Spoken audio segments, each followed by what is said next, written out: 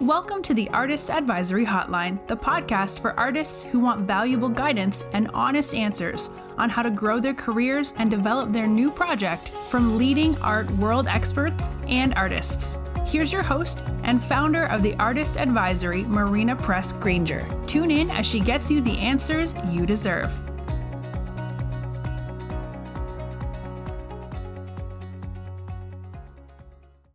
Hello, hotties. I'm your host, Marina Granger. I am so happy to be back in New York. I just spent like 2 weeks in Florida, which was actually amazing, but it is really nice to be back in the city. The only thing I really miss is the sunshine, the warm weather, and the very clean sidewalks. Anyway, I'm now starting to notice that more and more. I didn't really notice the sidewalks in New York City until I had a cousin who visited me from San Francisco, and this was years ago, and he goes, "I can't believe you guys put garbage out on the street like that. No other city does that." And I thought, oh my gosh, he's so right. And I lived here for the majority of my life, not realizing it, but now I can't unsee it.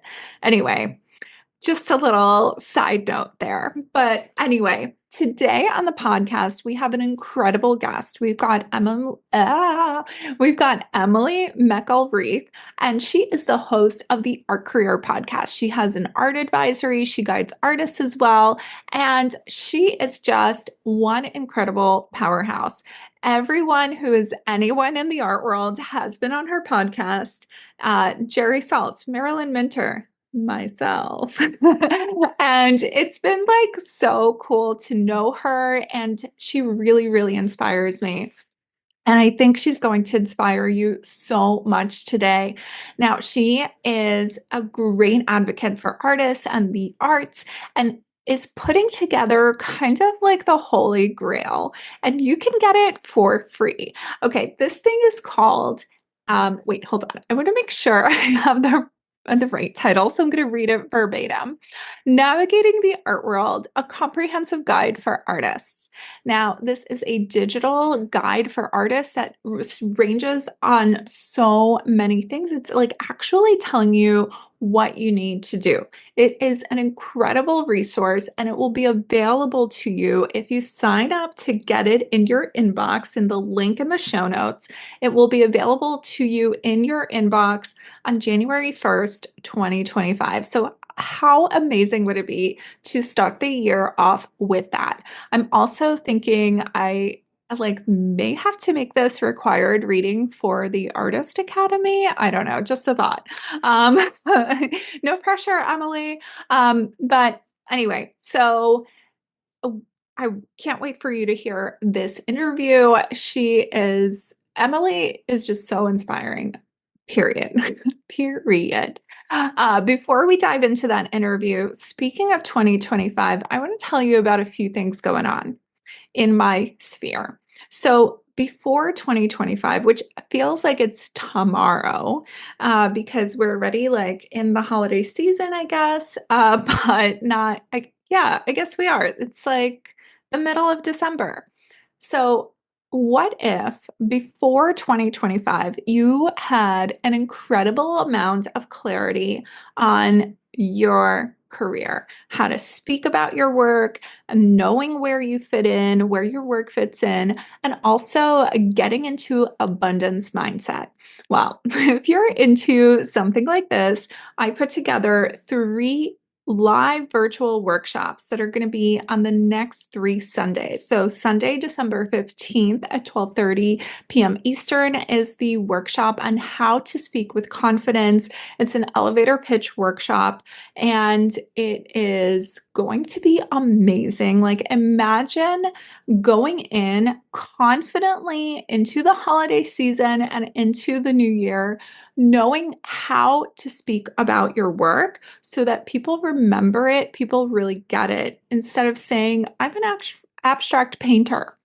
They're going to be like, "Well, okay, cool. So you're just like Jackson Pollock?" No. You can tell them your elevator pitch, which is my trademarked formula.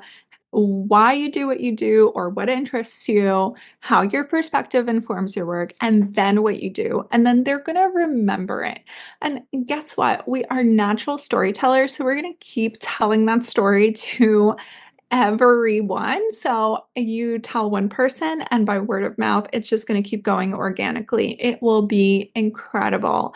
And they're going to resonate with your work. How cool is that, right? Even before they see it, because they're going to understand you and your work right before they see it, even before they see it, right? So that's the workshop this Sunday, December 15th.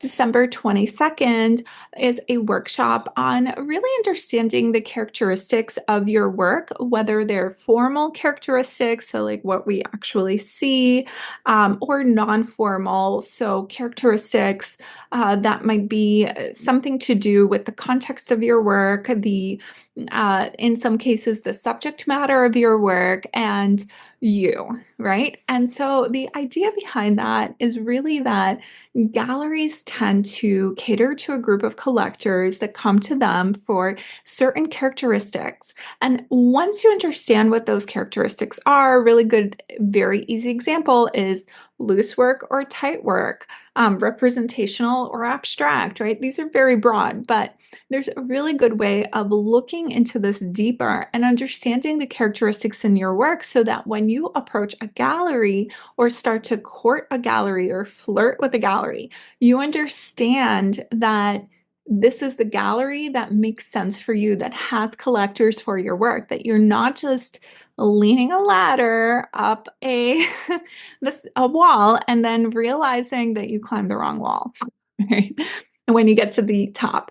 So this is a really great workshop on understanding what the characteristics of your work are and knowing where your work fits. So, and where you fit in the art world. So that workshop is on December 22nd. It's also a Sunday at 12:30 p.m. Eastern Time. There is going to be a replay, and if you are unable to make it, you can send in like maybe your website or some works ahead of time so that we can look at them in our class and make sure that we identify some of the characteristics in your work as well in your absence. So this is a good one. If you can't make it, you want to watch the replay, that one's good for you. The elevator pitch one, you want to be there. Okay. And then the third and final workshop is really a mindset and spirituality workshop.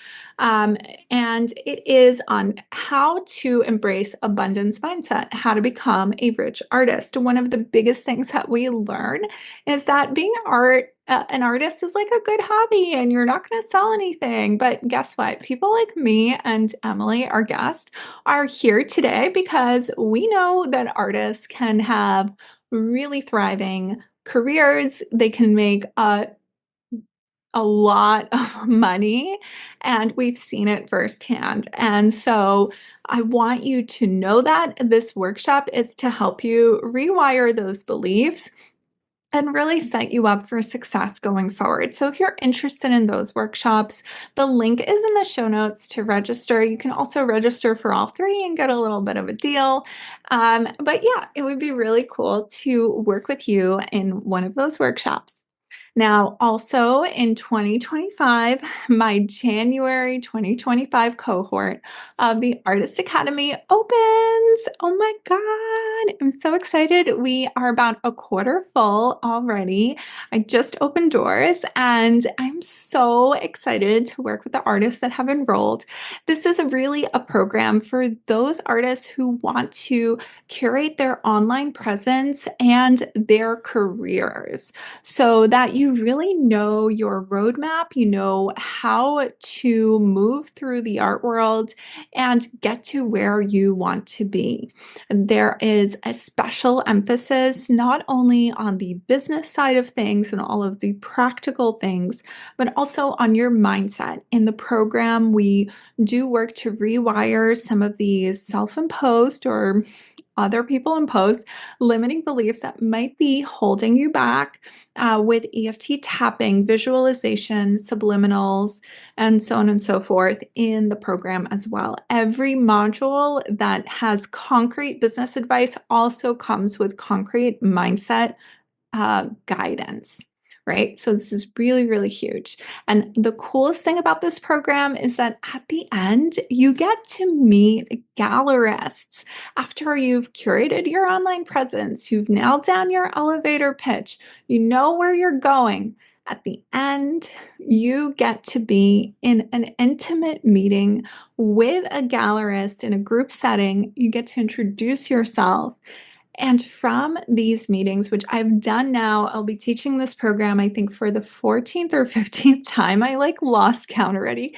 But what has come from these meetings are gallerists meet these artists that are in the program. They do studio visits with them afterwards. They put them into group shows. Artists have gotten sales curated into group shows that are in galleries that don't accept submissions, and also gotten gallery representations, solo shows, so many amazing opportunities.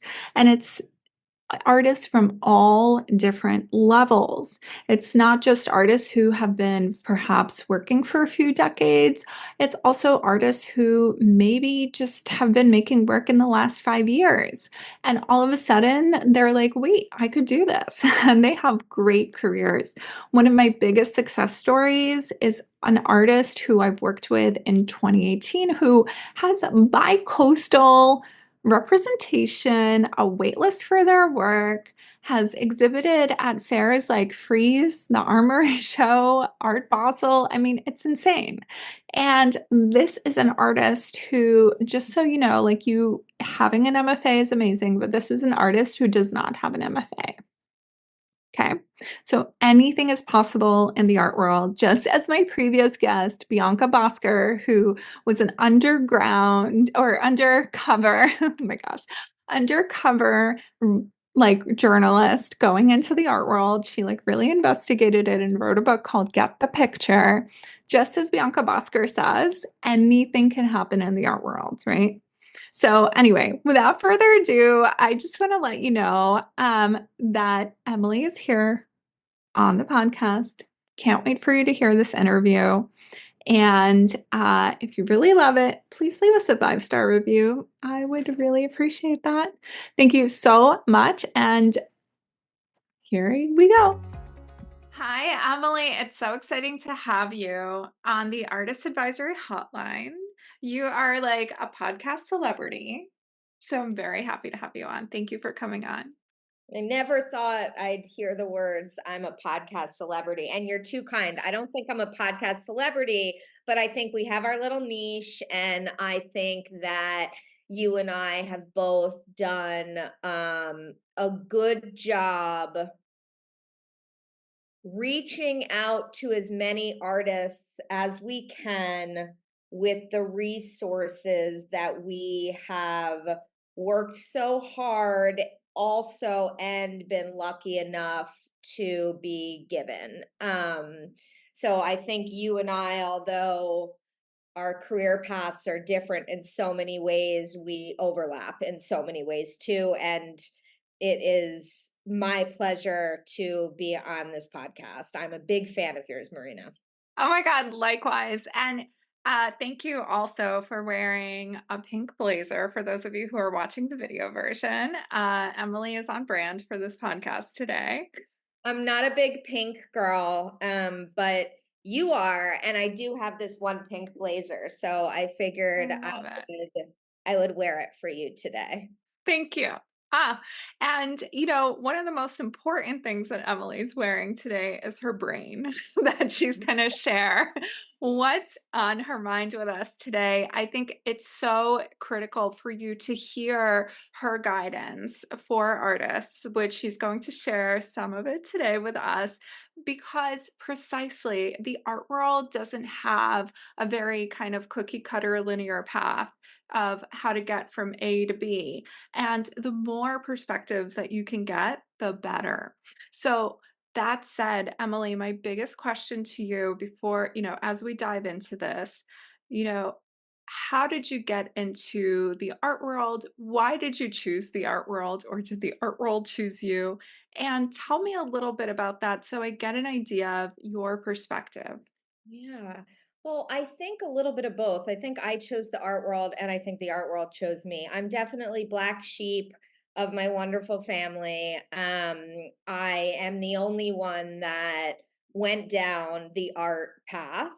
That said, at a very young age, my father, although he worked on Wall Street, is a huge art lover, many forms of art, poetry, music, fine art. And I was immersed in the art world early on. Some of my earliest memories are at the Guggenheim and the Met. And so I mean, I chose it, but I didn't have like other choices. It wasn't like, oh, should I work in the art world or should I work somewhere else? I mean, it was always, although I didn't know what it was I wanted to do in the arts, it was always art. And ultimately, it was always me working for myself too. So I knew I needed to trailblaze a little bit. I didn't know how that was going to happen, and it's been a long and windy journey, as I'm sure it's been for you, which continues to evolve. But I've always been super passionate about art. Yeah, and so now you have the Art Career podcast, which is at the time of this recording, I guess you're in your fifth season? We're wrapping up our sixth season. Sixth. Oh, Hopefully. wow. Wow. I'm Okay. like, Well, wait. I'm like, I think I'm not. No, we're wrapping up our sixth season because we're moving into seventh season in the new year. amazing. Incredible. Mhm. And you also have your art advisory. I So do. tell me a little bit about how you got started with the Art Career podcast and your art advisory. How did you go from that, kind of inspired kid and the Guggenheim to this? Yeah. Well, I did my master's in art history. So after graduating and after I was teaching for a little while, and then I did some gallery work, and then I was hired as director of education and communications at the Brant Foundation. And I did that for 7 years, and that really taught me the ropes in terms of building programming, connecting with academic institutions, connecting with not only blue chip artists, but through this work with academic institutions and I'm building educational programming. It was then that I really started doing studio visits with MFA students and really understanding what I eventually wanted to be doing, which was doing what I'm doing these days. And I started my advisory after that job. And, it took me years to really get it rolling and for me to feel confident enough to then begin doing what I'm doing now, which is the advisory and the podcast and independent curating. So I really it took quite some time before I had the freedom and the financial freedom too to be able to do what I want to do and give back in a way I want to give back in. So that's kind of where I am now. And I still operate, I say I have three businesses. I have my advisory where I work with collectors to build their collections. I have my podcast. That was very much a passion project, not making money, as you know, for a very long time. We're just starting to tap into sponsorships. And that's starting to put just side note, people should know with podcasting, you really have to be passionate about it because it's very much so, especially in the beginning, free content you're putting out there for the world.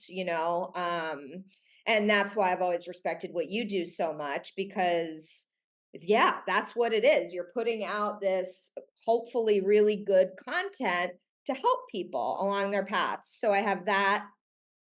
And then I have my independent curating, which I've really just started. I'm really proud of some of the shows I've curated. I'm starting to get hired by institutions to come in and curate shows. And yeah, so it's kind of a it's I kind of say I have three different business ventures. You're like a trifecta. You've got it from all the angles. And what's really interesting is that you are approaching the art world from three critical angles. One, working directly with the collector, which is something that is such an invaluable experience to have because they are such an integral part of the art world.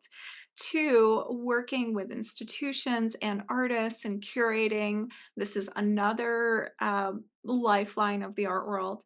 And your podcast is so invaluable because you interview these incredible people and they give advice to not just artists, but in my opinion, I really think like anyone listening from any specter of the art world is getting such a great education out of this, but especially artists, because artists are often uh, isolated in their own little world. So having that podcast and having these experts like, Jerry Saltz, Marilyn Minter, who's an incredible artist. I mean, you've interviewed so many cool people, including myself, Including you. including me. And it's just such a cool thing because you're doing this like holistic, almost like holistic approach, I want to say, right? Which I think is so important. So I want to ask you a little bit about that. But before we dive in, speaking of holistic, I'm all about, business mindset and spirituality for the artists that are listening to this. And something that I learned from you as a colleague in this magical world of art, right, is so incredible. And I want you to speak a little bit about it. You have, and I I assume it's like from like the blue chip kind of world where you're working with these really big names, really big numbers. You then have invited so many incredible people onto your podcast. And I remember we were hanging out, we were like having a coffee or lunch or whatever. And I was like, Emily, how do you get these? How do I was like, how do I get the balls to ask these people onto my podcast? And you were like, you just do. And I learned in that moment that there's so much about deservingness and worthiness that goes into it. And we all deserve these big names, these big numbers, these successes, because we do. So, can you tell us a little bit about how you frame that mindset to anyone listening who's thinking, do I deserve it? Do I belong there? How do I, help? First of all, everyone deserves it. It's a matter of if we believe we deserve it and if we're able to manifest whatever that is. And I think there are a million ways to do so. But where I've always come from is, especially as women, and we're learning more and more and more about that these days, nothing is ever handed to us, right? It's we have to take it, and it's almost like I don't you you can't ask for permission. Someone can say no to you, but you have to act as if, right? And so for some reason, and it is not a matter of confidence, because I have had many periods in my life where I've been extremely insecure and low. I just have this part of me that is able to stand within vulnerability, and be okay with that icky feeling sometimes, right? Because it's not a comfortable feeling, and say, like, well, I'm going to act as if I deserve to have this, or this, or I know this person, I'm going to reach out to them, or I am comfortable making X amount of dollars. And even if I don't fully believe this in every part, because I think with manifesting, people get caught up. They're like, well, they're like, well, if you want to manifest something, you have to fully believe that you are deserving of it. And it's like, sometimes you can't get there all of a sudden, but you kind of have to act as if, right? Like, as if you do believe, as if you are deserving, which you are. And yeah, I've just always, and I think about this from like a really the I give this example sometimes. I was in 8th grade, and I wanted to get the lead in the 8th grade musical. Okay. I was far, far from the most talented young woman in my class. It was public school in Greenwich, Connecticut.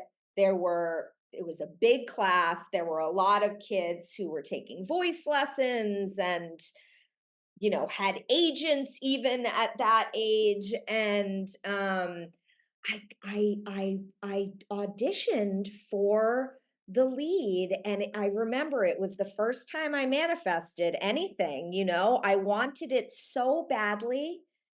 I wanted it so badly, and I attached so much intention to it, and I attached as much positivity and watched myself in the experience of getting the lead, even though I remember having a conversation with some of my friends, and it was like, I still get this. Well, like, that's delusional. You have like Nellie Miller and Coco Tanaka and all of these And they're listening right that now and are they're like, "Oh so my much more talented gosh." than you. Like, I didn't even sound that good when I would sing. I still don't. I got the lead in the musical, and I got it. And I remember being like, well, I didn't get this because I'm the most talented person. I didn't get this because I deserved it because I'm the best. I got this, and as corny as this sounds, is because I believed I could get it, and I put all of my intention into that. And I think there's a certain, which you see, Marina, and which I see in so many artists that we both work with. You have to have the desire, and the hunger has to be there. Like, I don't think any of us are really going to get anywhere unless we really, really want it. And when I see the people who really, really want it, if they do certain things in some way or another, it might not be exactly how they thought it was going to happen, but they get it. And the people that don't, usually, and I don't know if you agree or disagree, I'm like, I didn't see that desire level there fully. I didn't see that hunger to get to the top, whatever it is that means to you, right? And that can mean a million different things, especially for an artist. Um, but you really have to have that fire. And if you don't have the fire, you might get lucky, but it's probably not going to happen for you.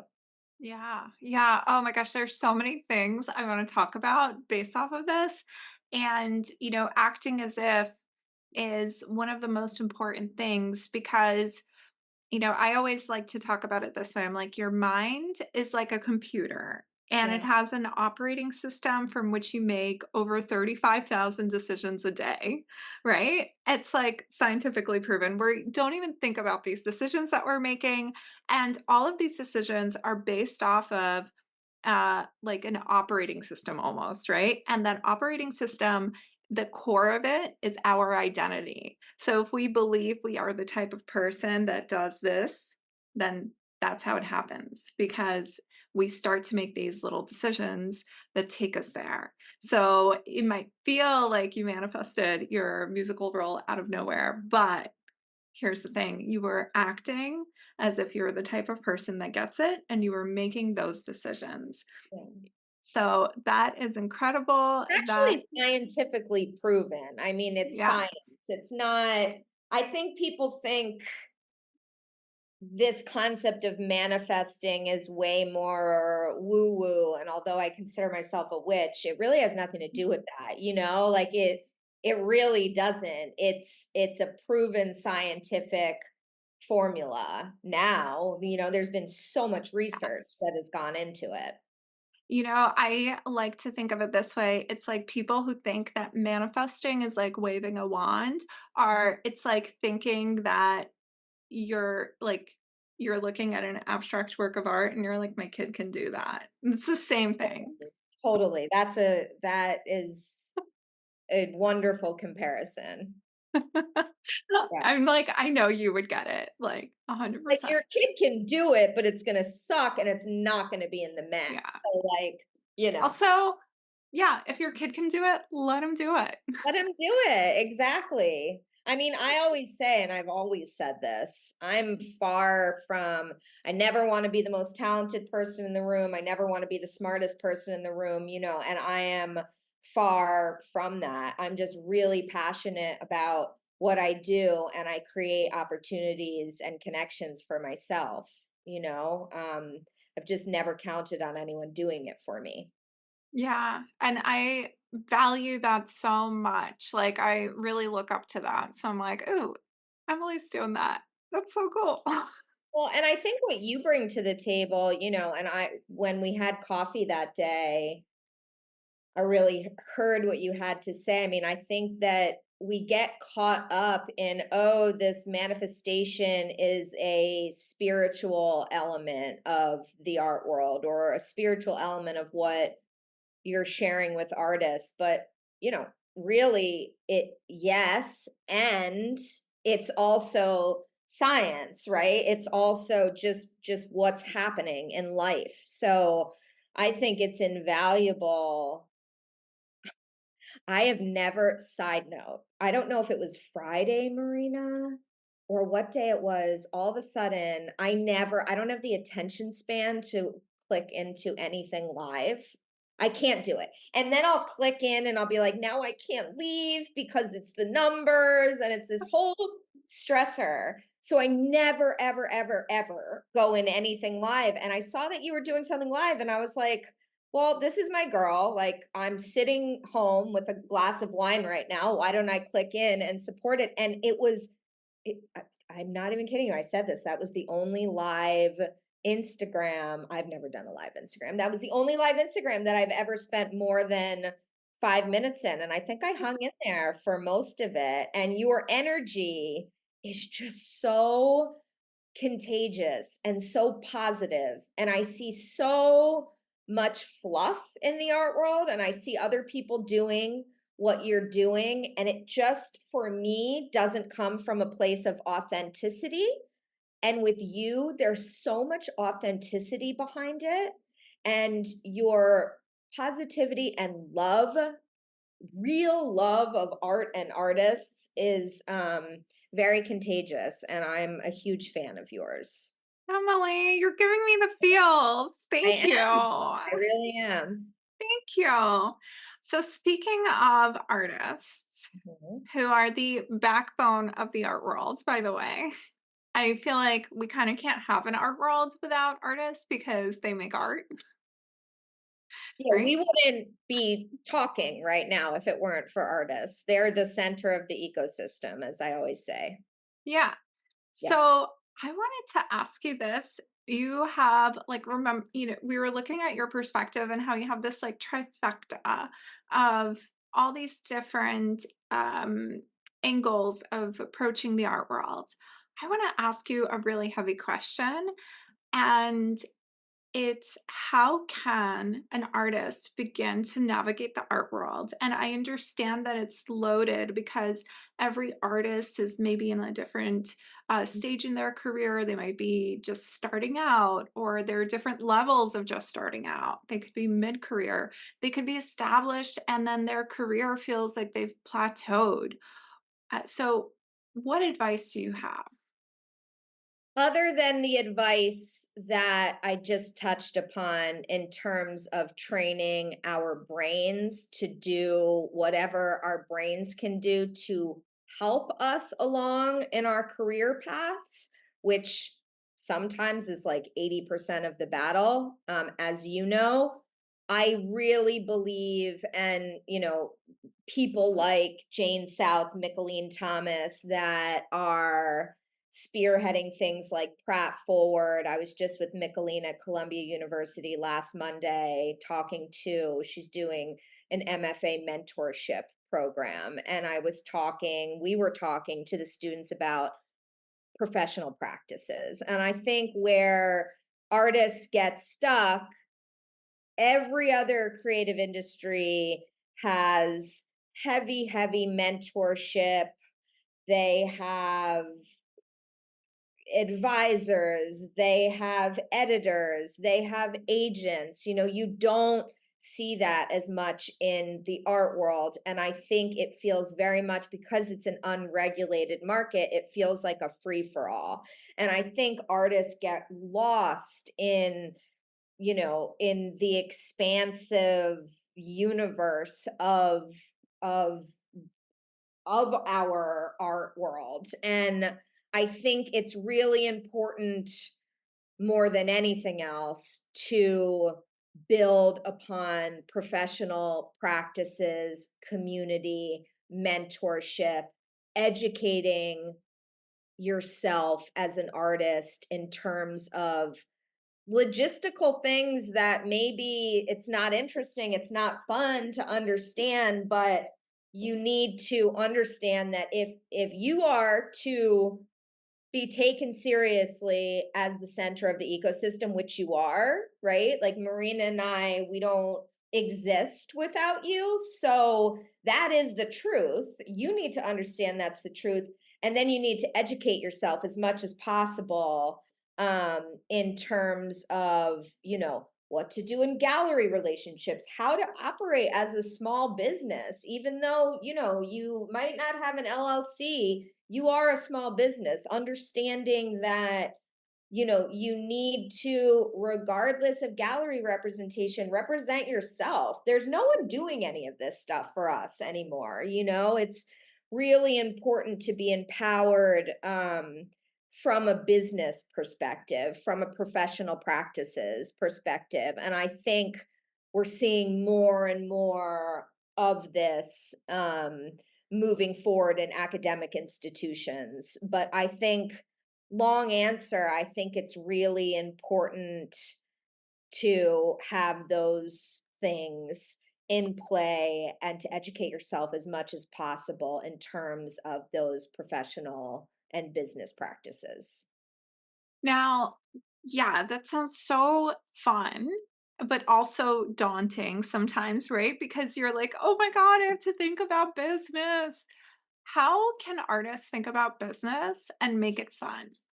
Um, I think that that's where they're getting caught up. Like it's not fun. Not everything is fun, right? Like I don't it's not fun for I never took a business class growing up, and I have a neurodivergent brain, and it's not easy for me to understand logistical nightmares and educate myself with certain things. But if we want to be empowered, we have to do it. So I can like lie and be like, oh, it's fun. I think it's finding, this is what I'll say. This is what I'll say. It's finding the right mentors. It's finding the right people that can help guide you. And at least it might not be fun, but it's enjoyable to surround yourself with people that know what they're talking about and can help you along in your path. And I think building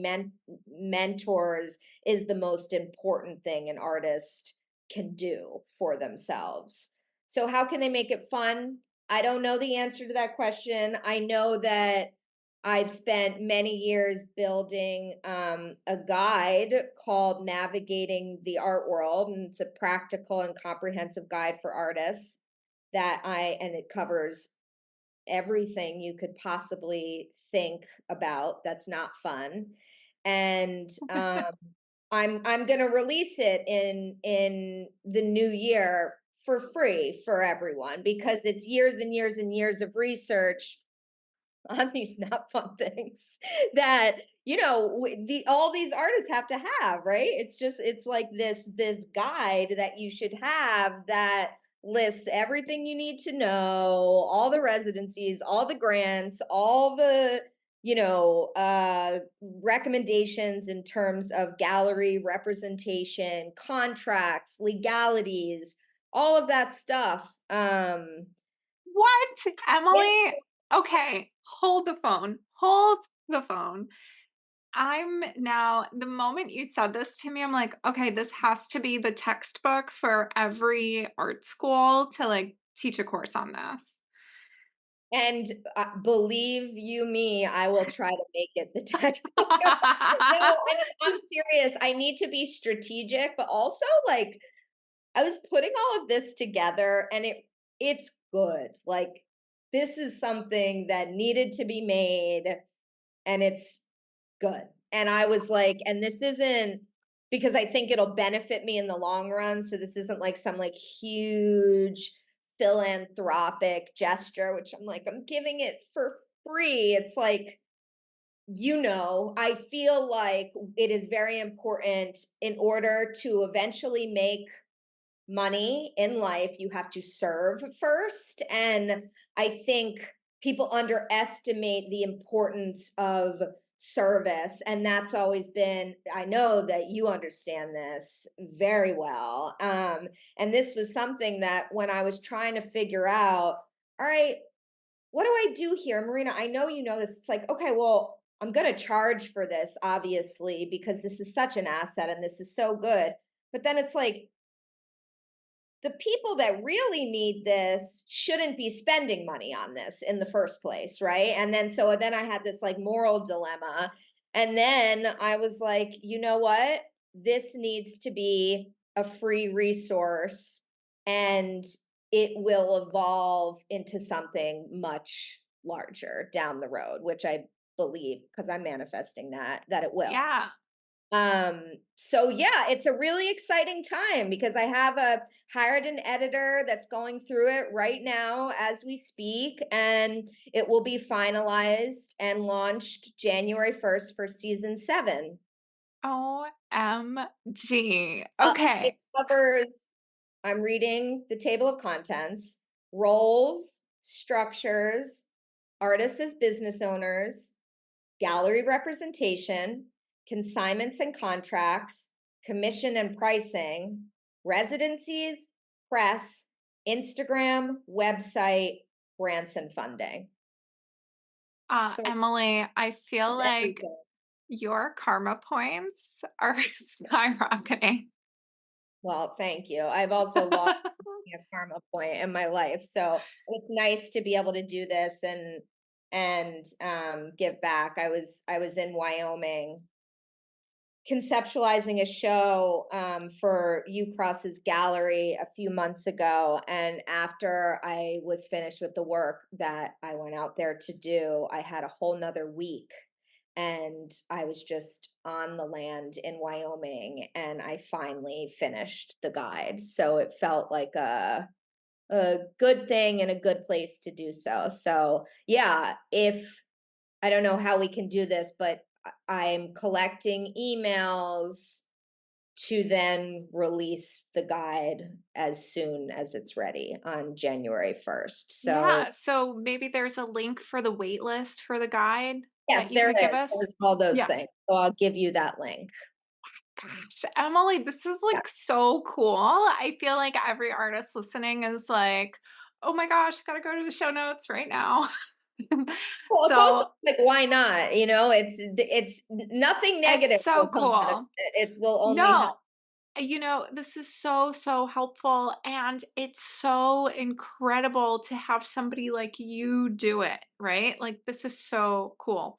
Now, I wanted to ask you this. You have seen so much in the art world. I'm like, we could look at it in so many different ways and be like, oh my God, we've seen a lot. Or like, it could be exciting. Huh? So I want to ask you this, what is something that was totally unexpected? What's a way that you have seen an artist break through in the art world that was unexpected? Although, it's kind of hard to ask that because everything's kind of unexpected, right? Right. And I think, there was a time where I was working one on one with artists. I'm no longer doing that anymore, really. I leave that to the professionals like people like you. And I figure I put this guide out and do what I can do to help. But there were a few moments where I was working one on one with artists and back to the manifestation and the mentorship and I was really able to see a significant amount of growth. I've helped several artists get their first solo exhibitions, as you have. I've helped artists build collaborations with so many different brands.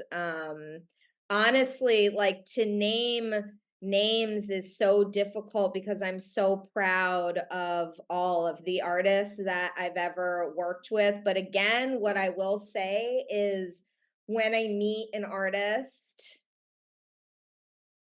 by talking to them, I know like whether or not, like, let's say 10 artists are equally talented, okay, that are in a room.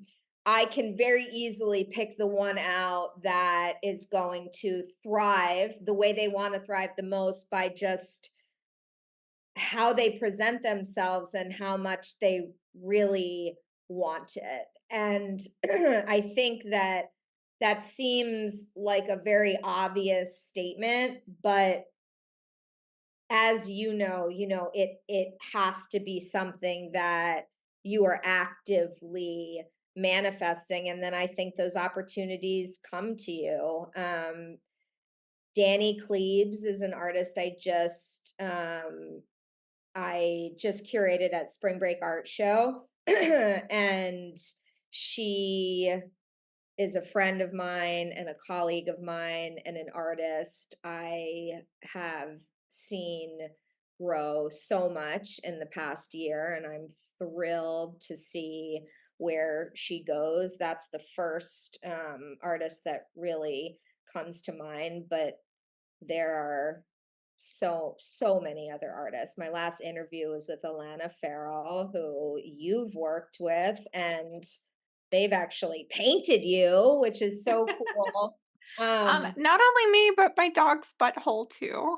I think So this is like, I sorry, I can't believe had to. no, it's amazing. We talked about this the other night. That's why I'm not having a reaction to it. But yeah, I just get these feelings about certain artists, and I'm rarely wrong about it. Like Alana is gonna fucking fly. Yeah. Danny is gonna fly. Will Hutnick, I think the next couple years of Will's career are gonna be exceptional. The list goes on, but those are Yeah. a You few know, artists. Damian Davis in the Met right now.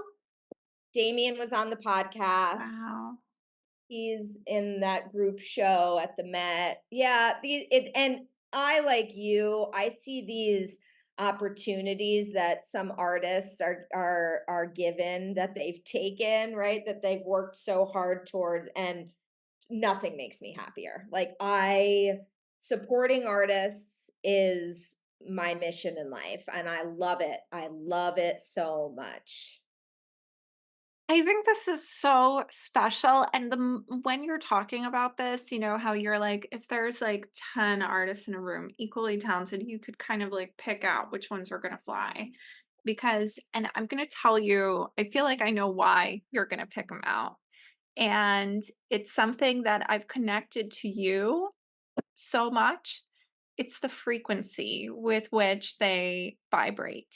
I want to say that anyone can have success. Anyone can have success, and success means different things to different people. Sure, it does. That's important to emphasize as well.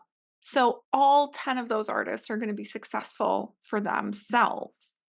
But when you're thinking about the frequency with which somebody vibrates, it's how they match that frequency and they go into those spaces. And I think this so much about you because you have, you know, I mean, the list goes on, but there are major institutions behind you. You just mentioned Pratt, Columbia, UCross, like the Neuberger Museum. Like, I mean, or wait, it's Neuberger, right? Oh my gosh. I'm like, my brain is like reading it in German somehow. And I'm like, okay. But anyway, so there's so many institutions behind you. And Emily, it's because you're on that frequency. This is just it's not even acting as if anymore. It's you match the frequency with which that is. And why that's so important. I talk about this on the podcast so much. We have quartz watches because the quartz vibrates a certain amount of time per minute and it keeps the time accurate no matter what. And just like that quartz, everybody vibrates at their own frequency. And if you think about it, we live around thousands of people if we're living in the city, but why do you keep seeing the same neighbors? Because they match your frequency. I I'm right. I believe in everything, not in everything you believe in, because I don't know everything you believe in, but everything that you're sharing and what I've understood about you, I'm very much on the same page. And what I will add, and I'm actually curious, as much as yes, so I acted as if, and now I am finally at this point in my career and in my life where I am at that frequency.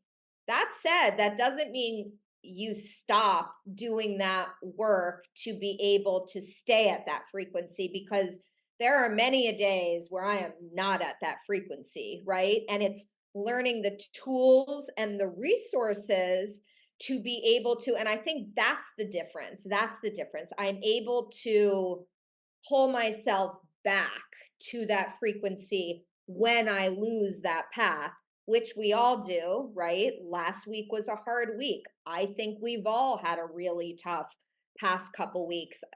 Not just that, it's anything that happens in our personal lives, it's being able to return to that frequency. And it's hard sometimes, it's not right? Like it's not always easy. Yeah, it's not. Some days it's just not easy. Yeah. And those are um, the days sometimes where I've found I just I think sometimes you have to just take a day.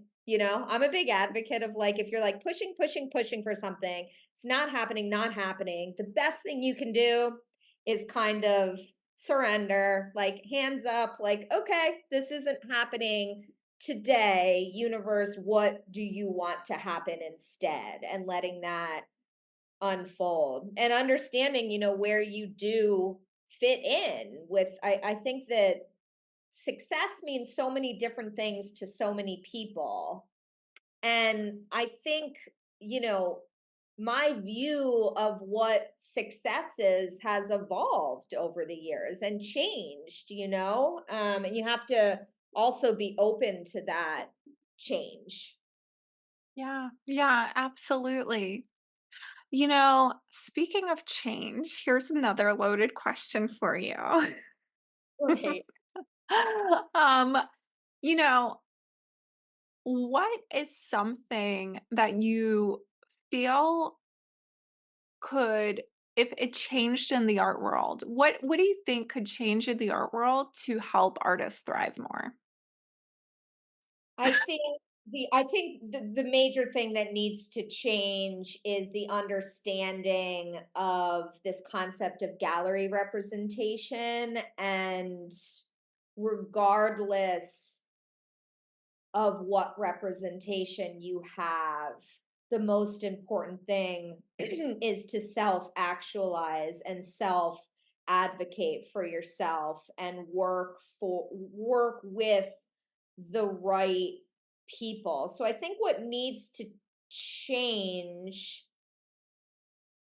I think a lot needs to change in galleries. I think galleries are essential, and I think there are some wonderful galleries out there that are doing amazing things for artists, which I'm sure you agree with. But then I also think, there's this divide here where we're seeing more and more artists be able to represent themselves and be able to. I think what needs to change is artists need to stop counting on other people to make things happen for them, and they need to start doing it themselves. Oh, Emily, incredible, mind-blowing statement, and you are so right about that. Do you I agree that's something that you feel? Well, here's okay, I literally I was just talking about this in another podcast, and this is what I said, uh, and here okay, I'm like, how do I frame my thought? I always am like, I think so many things at once. I'm like, which one comes first Yeah, out of my same. mouth? The one. Okay.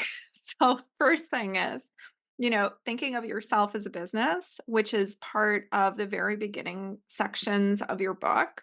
And that is so incredible because when you think of yourself as your business, your own business, you are your own boss. You cannot fire yourself. You are the master of your destiny. When you assume that the gallery is your boss, that you're relying on other people, that you are an independent contractor floating around, you are at their mercy. And you are literally like ping ponging around the table, right? But guess what? You get to choose how to ping pong around the table. Yes. Incredible. And it sounds so simple, and it is. Like, you get to choose how this relationship is going to be. How any relationship is going to be, right? As an artist, it's understanding certain elements of control that are within you and not outside of you. And you know what, Emily? Could we have had this conversation 15 years ago? Probably not the same way, right? No, I don't think I could have had this conversation the same way 4 years ago. I think a lot is changing, and I think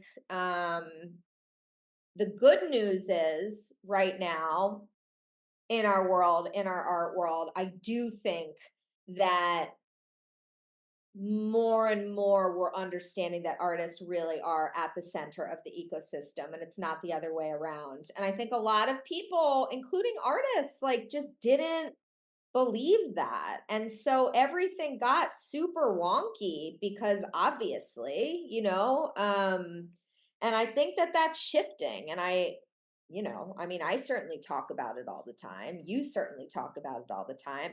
People like Micheline Thomas, Jane South, there are there's this approach right now. And I think it is shifting for the better. But I also think it's our responsibility, people like you, people like me, to continue to really keep advocating for artists, especially marginalized artists. We need to cheerlead 10 times more than we are even, and I feel that, I'm like, okay, how do I mobilize even more at this point? How do I help even more? And I don't know the answer to that. I don't know if you know the answer to that yet, but I know that I'm continuing to figure out ways I can mobilize, I can help artists, and I can help myself too, right? I'm a business at the end of the day. I'm a capitalist, I'm a business. I have two LLCs. I care about that. It's important for me to be successful. It's just as important for me to help other people, mostly artists. Yeah. Speaking of capitalism, I'm just going to make a quiet, or just a quick PSA. The beauty about capitalism is you get to decide where your money goes. Yes, Marina, exactly. And if you want to support a certain community, a certain person, you can do that because you get to shepherd your money into their business. And that's why I consider myself a capitalist. I very much care about making money and very much want to make a great deal of money because I know, therefore, I can then be in control of where that money is going. And that's it. It's as simple as that. Oh, I love that so much, Emily. All right. I want to ask you just a few quick questions that are maybe not totally art related. Well, I love not. I swear, I'm a big advocate of like not talking about art sometimes. It's because then you really value the time that you spend talking about art. Yeah, But okay, so Emily, I was wondering if you could share your astrological sign with us, if you know your big three, your sun, moon, rising. I do because I just had it done. Okay. So my sun is Libra. That's your sign, right? Your sun. I'm Yeah. a sun. Okay. Sun Libra, moon Pisces, rising Sagittarius. Oh, yes. Okay. I'm like, of course, that's why we're like, I don't know. I feel like I'm like, I get you. I'm a Sag. Okay, there you go. See, I don't know as much about my moon or my rising. I know that I'm a Libra. I know I'm on the cusp of Scorpio and I present a little more like a Scorpio, but yeah, tell me a little. I don't know about the Okay. Sagittarius or the Pisces in me. So, something that's really cool about Sagittarius that I actually only recently um, accepted about myself. Okay. I knew this and I was like, that's not me. That's not me. But I feel like that, well, first of all, your rising sign is the sign that you come off as, right? When people meet you, they're like, oh, she must be, she has these qualities. Oh, interesting. Okay. And that's Sagittarius? Yes. And Mhm. so something that's very sage about you is first of all, um, being limitless in how you approach things. Okay. You're like the sky's the limit. I mean, the moon's there is no limit, right? Yeah. Like you're like, why is the sky the limit? There's more. And I think that's why you are you feel on par with these big names, these big numbers, right? Like all these big things and institutions, right? That's very sad. And I'll tell you how your Libra like affects that. But and your Libra probably affects that because as a Libra, and I like to think of Libras as people who, if they have an empty space on their calendar, they're thinking about how to fill it because they just want to get the most out of their time, like getting things done is a big deal. Always being which is why you probably have 2 LLCs. That makes sense. And a third company, so that complements the limitlessness of your Sag rising because it helps you exceed the limits that you think might be there. I love it. Right.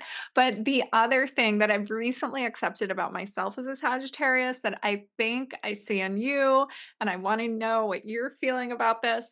What? Okay. is the idea that we literally, Sag, are some of the most honest people out there, and we literally could cut with our tongue by accident. So, in a way, we like tell people what they need to hear. But That's I'm just yeah. I mean, but that's the story of my life. I am, for better or worse, brutally honest. And I think how I manage that has evolved and gotten a lot more graceful as I've gotten older. But yeah, I mean, you're never coming to me for anything to be candy coated or, I'm yeah. Yeah. Oh yeah. yeah. My tongue is got and it's gotten me in so much trouble because unless people ask for the truth, we don't necessarily have to give it to them all the time. Yes. But now, you've softened the way that you deliver. Yeah. Yeah. I In feel my like best moments. I still have my moments, I feel but like I'm really working on that. I'm like, I have to like soften the way I deliver. I think you're younger than me. I think that I've gotten I don't know. My 40s, I love love this decade so much. I finally feel self-actualized, where I finally feel like I'm actually in control of my emotion and my reactivity, and Yeah. there's so much power in that. And I was Totally. for so long, and I have my days where I'm still not, but yeah, it's gotten a lot easier as I get older. Oh, I love that. Okay, so last thing is your moon is Pisces. It rules your emotions. Is that why I'm And such an emotional mess all the time? I don't know if you're a Say that. mess. I'm You're not an emotionally diverse. that's for sure. I think that's a really kind way of saying it. See, I'm I've been also a working on it. big I'm also a big time like nurturer, and I constantly want to, Yes. you know, um That is a huge Pisces thing. This is probably why you are so it's like your special touch of how you do what you do is you are truly authentically deep down to your bones all about nurturing oh, and that's really what it is. taking care. You're like mother to the art world. Aw. All right. Okay. So, let me ask you, now that we've gotten super sentimental. Yes. And we have. I'm trying not to cry. Keep going. Oh, okay. All right, Emily. Um, which is another Pisces thing, right? Yes. Okay. So the other thing I wanted to ask you is I wanted to have like a little lightning round. So let's start by asking what is your favorite show that you're watching on TV right now? I don't know. Listen, I'm not gonna lie. I'm a true crime junkie. I'm not proud of it. I think it's an addiction. I am working on it, but I do wind down watching murder.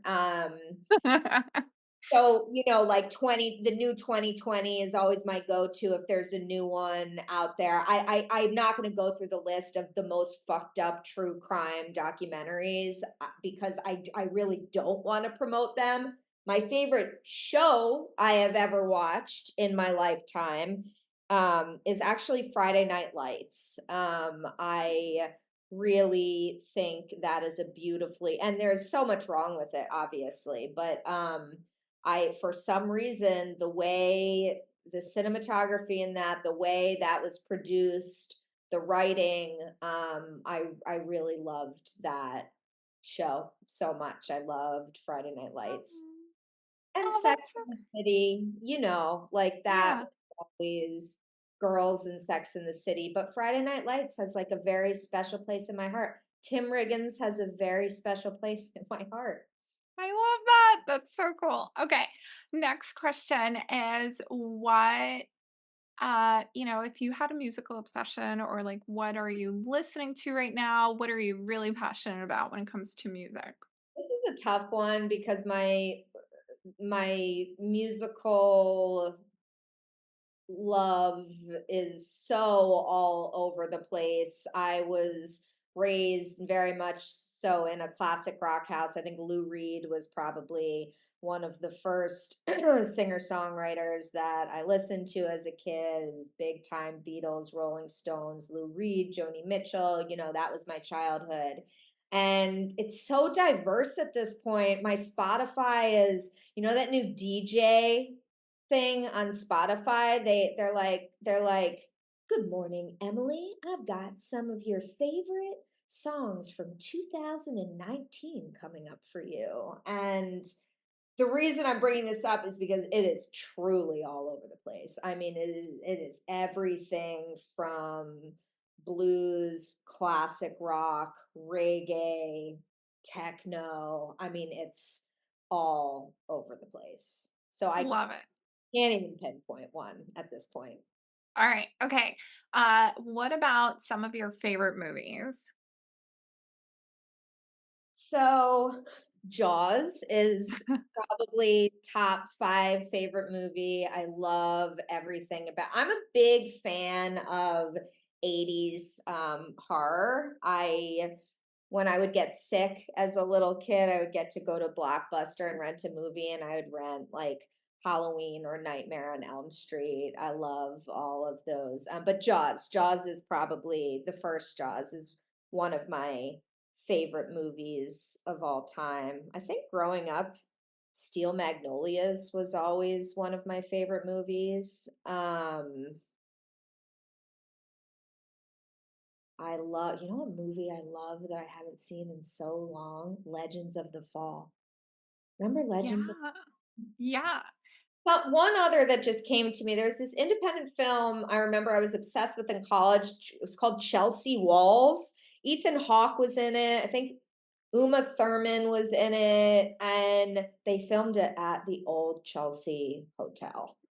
And yeah, Ooh. yeah. So like that will never happen again. And it's very interesting because you see the interior of the hotel and the rooms. And I was lucky enough to stay there once when I was younger, and it was a really special experience. So, yeah, Chelsea Walls, check that movie out. So cool. I have a friend who lived there for like a year. Oh, And so cool. oh my gosh, shoot, she lived in an apartment where a famous person lived, and I completely blanked on the famous person. Oh my gosh. Anyway, whatever, it doesn't matter. So I want to bring it back to art and ask you, what are some of the coolest art shows you've seen lately? Ooh, that is okay. I didn't prepare this. So some of the coolest art shows I've seen lately. Well, I mean, I keep bringing it back to Alana, but that's okay. They have a show up right now.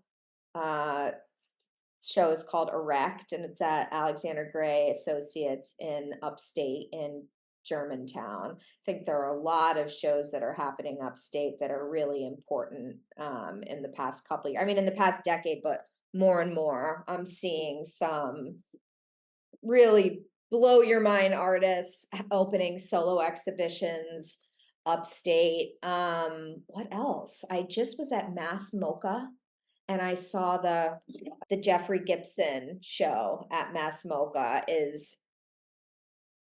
He stunning. he's so incredible. It Incredible.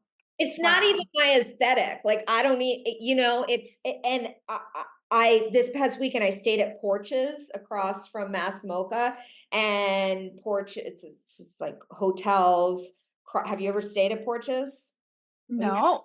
purchase. It's not even that expensive and it's so nice. It's so nice. Uh-huh.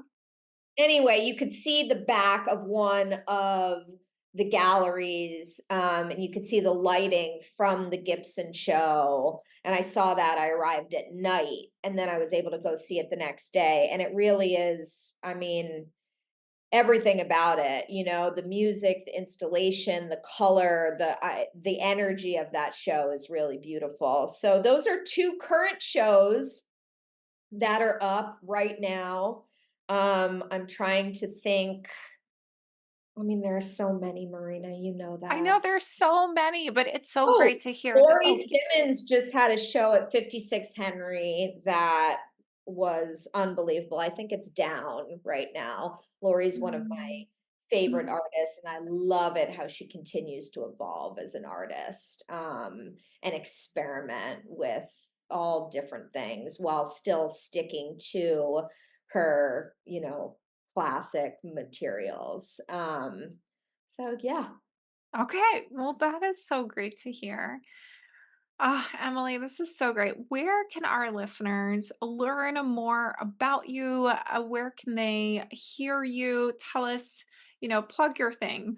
Okay, so my podcast is called The Art Career. Um, and you can find it wherever you get your podcasts.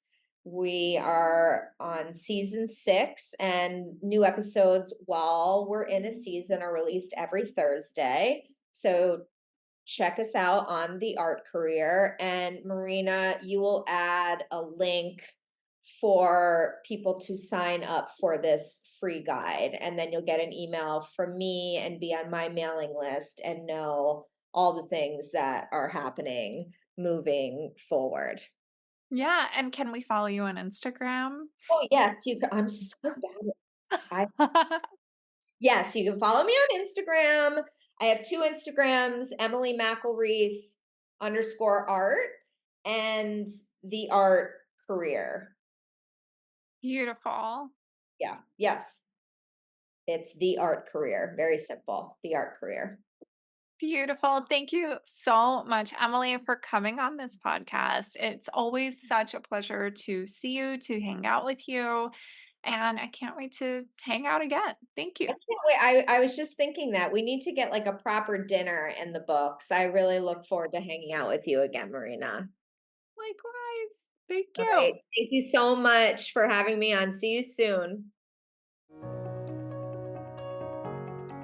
Thank you so much for listening. Support your community by sharing this podcast, leaving a review, and follow The Artist Advisory on Instagram at @the_artist_advisory, and visit us online at www.theartistadvisory.com.